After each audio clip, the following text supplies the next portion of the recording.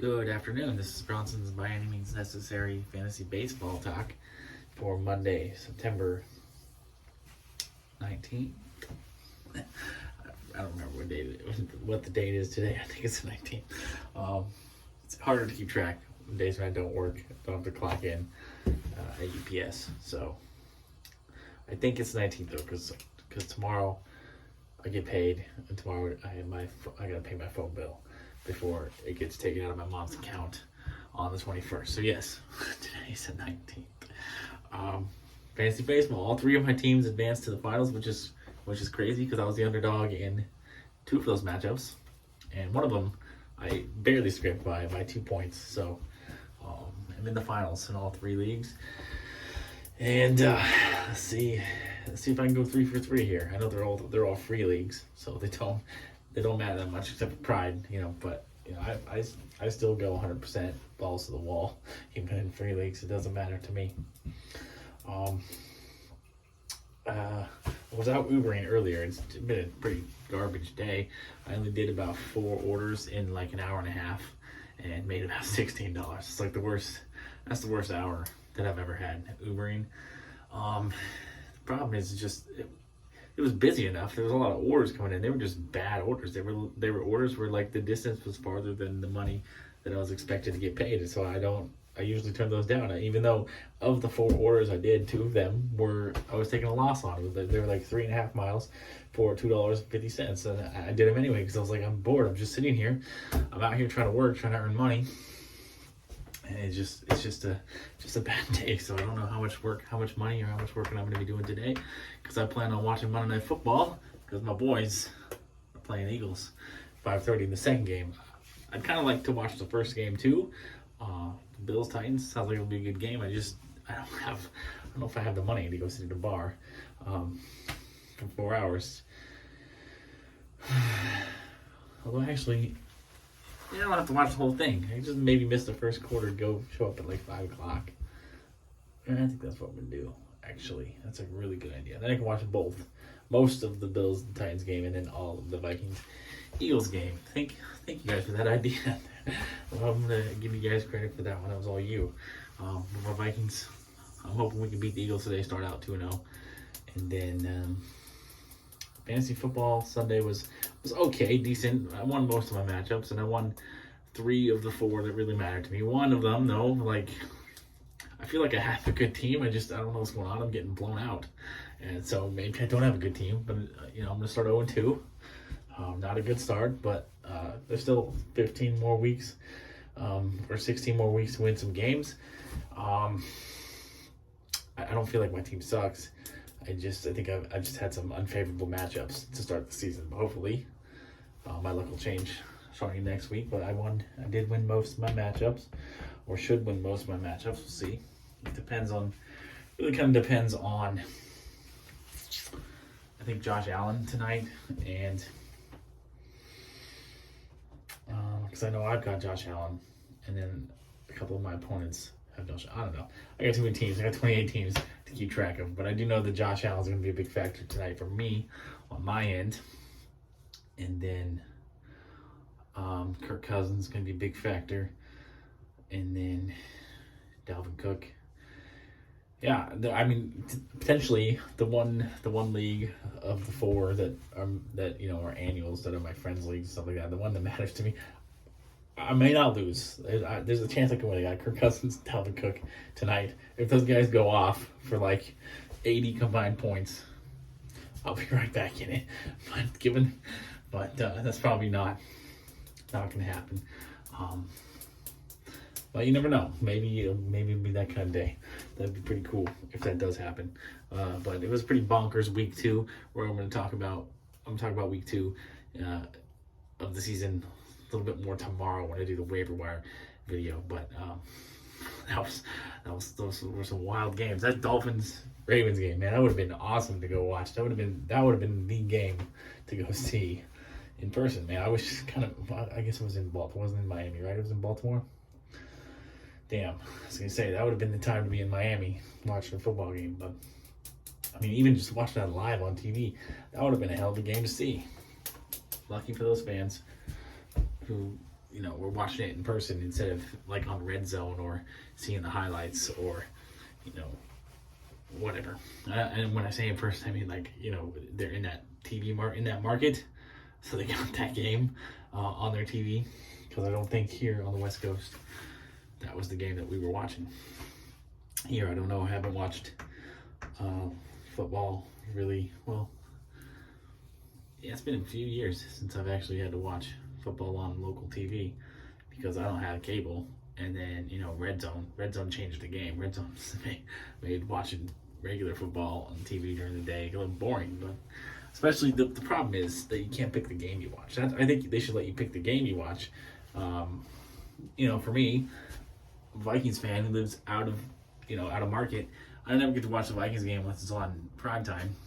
So it'd be nice if I wanted to watch the Vikings game on the 10 a.m.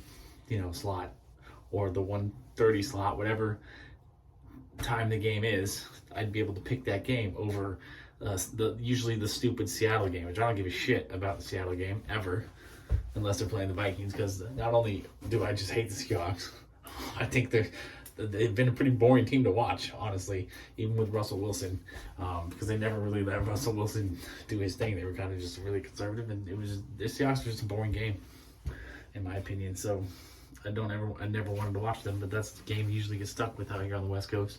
Or the Raiders, another team I don't give a shit about. It's always teams I don't care about, so it's like, we should be able to pick the game that we want to watch if we're stuck watching local TV. That's my opinion. But it's probably never going to change because they know they have a monopoly on it and they can do what they want. But what else is going on in my life? Oh, the girl I was telling you about that I was so hopeful about dating. She gave me her phone number. Blah, blah, blah. She's not interested in me. What else is new? None of the women in this city are interested in me. I don't know. I know I'm not the best looking guy, but I don't think I'm the worst looking guy either. And I don't think, that my personality sucks that much that they can see it on my face, But whatever. She wasn't interested in that. She just wanted, because we were talking about books. She likes to read. She just wanted some book recommendations. That's the only reason she gave me her phone number. So, cool.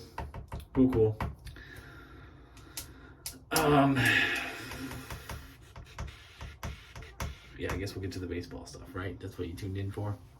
The 3 hitters, I got 3 for you again, because it's the end of the season, so I don't really care about repeats. But I do have some new names, some names I don't think I've talked about, and if I did talk about them, it was way earlier in the year where I forgot about it. So we got Miles Straw, outfielder for the Guardians. His ownership was up over 50% for a lot of the season. It's now down below 30. He's kind of some other prospects have kind of taken his spot on fantasy lineups, but he's hitting pretty well for the Guardians. He does steal quite a few bases. He can be useful to your team if you got some injury problems like Shea Suzuki, who's out for the Cubs. Julio Rodriguez is out today. There's some outfielders who are struggling, who are hurt. Miles Straw could be a fill-in for you. The next name I got for you, MJ Melendez, the young prospect, the young catcher. I say catcher loosely because we'll talk about this in a few seconds. But he came up as a catcher for the Royals, but he's kind of blocked by Salvador Perez, who I think the Royals probably kind of need to move on from because they're not. The Royals thought they were going to be contenders this year. That did not happen. Salvador Perez is a little old, gets paid well. They got MJ Melendez there who can replace him. Salvador Perez, they could get a lot of trade value for him if they move him this offseason, which I think they should do. Contending team or any team really could use Salvador Perez, who could play catcher and DH, especially with the National League having the DH now. They've got the whole entire major leagues to where they could deal him to and get some good value back because he's still a tremendous hitter. He's actually getting better, seemingly, the older he gets, which, back in the old days, that was kind of a sign of steroid use.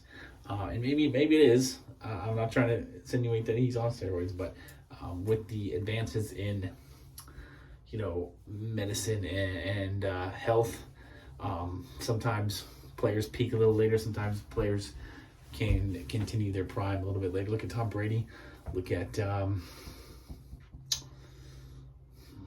I don't know. I can't really think of any other examples.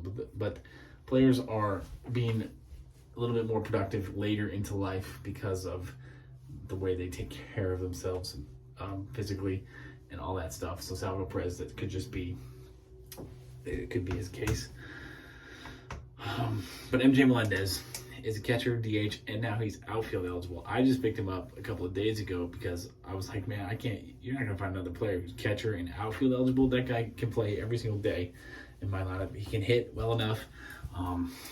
When it gets to the playoffs, I like to stock up on pitchers as much as possible and have as minimal amount of hitters as I can. So if I can get a guy like MJ Melendez who I can sub in a catcher when my regular catcher gets a day off, and I can sub in the outfield when I need to give him a day off, that's a tremendous strategical advantage.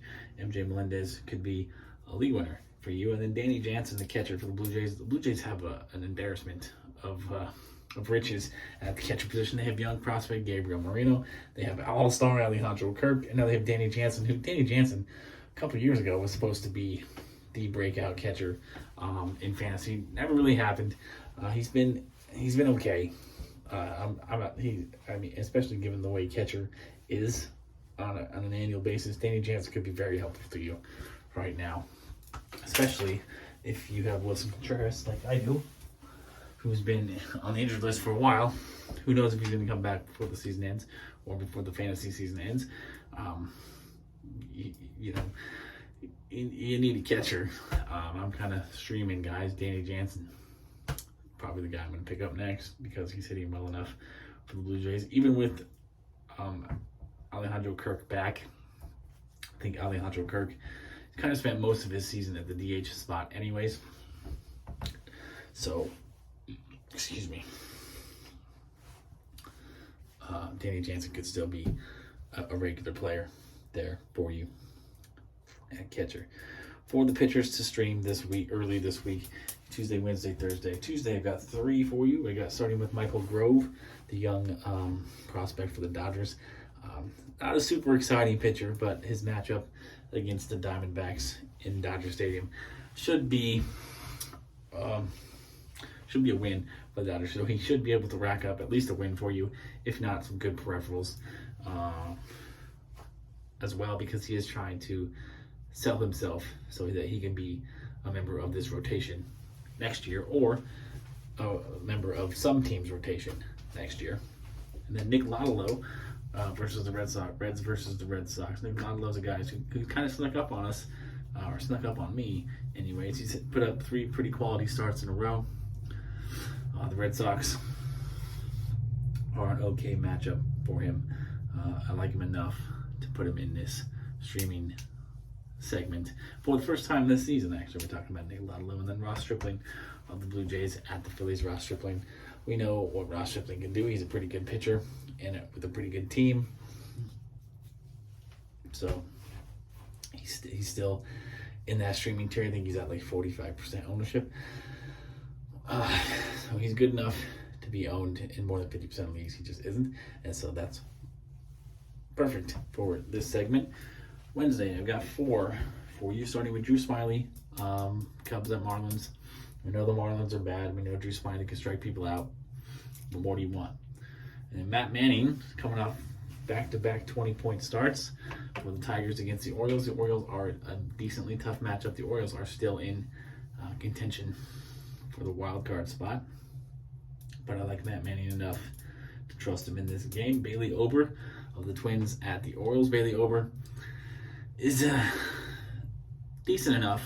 The Royals are bad enough that Bailey Ober could be someone very useful for you on Wednesday. And then Dustin May, whose ownership is right at 50% right now. He's probably not going to stay there for long. So if I did this video tomorrow, he probably wouldn't qualify. So I'm thankful I did it today. Dustin May against the Diamondbacks on Wednesday. Probably the best streamer of the day, of the 4, I would guess. But, I mean, Dustin May barely qualifies. So, I mean, it's kind of borderline. But if you can get any of those 4, you should have a good day. And then Thursday, I've only got 1 for you because there's a lot of teams that haven't really announced their starter for that day yet. So I apologize for that. I really don't want to do more than 2 baseball videos a week, especially now at the end of the season. Why should I change now? Maybe next year, I need to do 3 a week so that I can get, every 3 days, maybe, so that way I can do Monday, I can do Thursday, let's do like Monday, Wednesday, Saturday, Monday, Thursday, Saturday, something like that. I don't know. We'll think about it. I probably won't change the way I do it. So that just means that the last day of the week, because Monday I like to do Tuesday, Wednesday, Thursday, and then Thursday I like to do Friday, Saturday, Sunday. So that means that, the Thursday starters are always going to be, there's always going to be the least amount of information on Thursday for Thursday starts. But it's okay, because Thursday is probably the least important day of the week. Of Monday, Thursday are usually the team's day is off, so Thursday usually has the least amount of games. So if you're gonna and then you're gonna have a day. I just realized I don't ever have a video for Monday. I guess I have Tuesday, Wednesday, Thursday, and then I have Friday, Saturday, Sunday. So Monday and Thursday are like I said, those are the 2 days where teams take the day off. So there's usually only about half the games normal. So those, I feel like those are the days to film and to maybe skip on streamers for Monday and Thursday. But yes, Thursday is always the day where I have the least amount of information. But Sunday, usually we know who's going to start Saturday, Sunday, because of who starts Monday and Tuesday, right? So usually whoever starts Monday, Tuesday, usually starts Saturday, Sunday for the team. They get a 2-start week in 98% of cases. So I'm not worried about Saturday, Sunday. It's just Thursday is the day where we don't have as much information. But anyways, I have one streamer for you, and I'm not super excited about it. I'm not super excited about this guy, but I wanted to give you at least one name. Michael Lorenzen of the Angels versus the Rangers. Michael Lorenzen earlier in the year was a really good streaming option. He was pitching really well, but then he got hurt. He was out for a while, and he's struggled a little bit since coming back. But the Rangers are not a very good team. They're going nowhere. Michael Lorenzen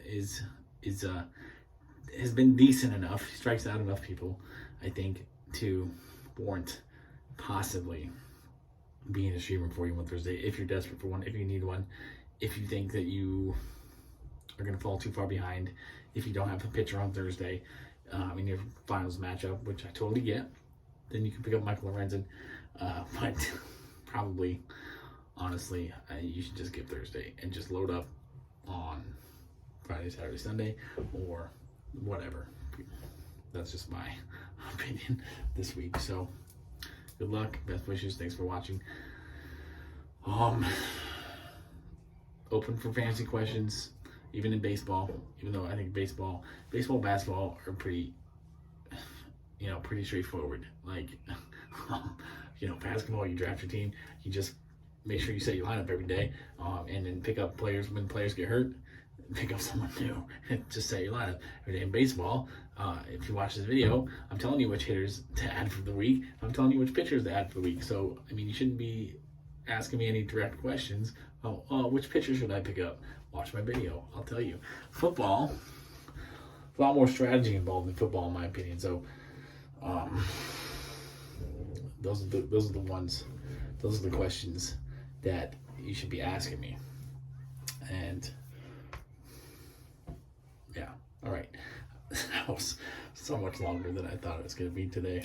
I really don't like to talk. I really don't like to hear myself talk, but you wouldn't be able to tell by these videos, would you? All right. Peace, love, and nacho fries. Goodbye.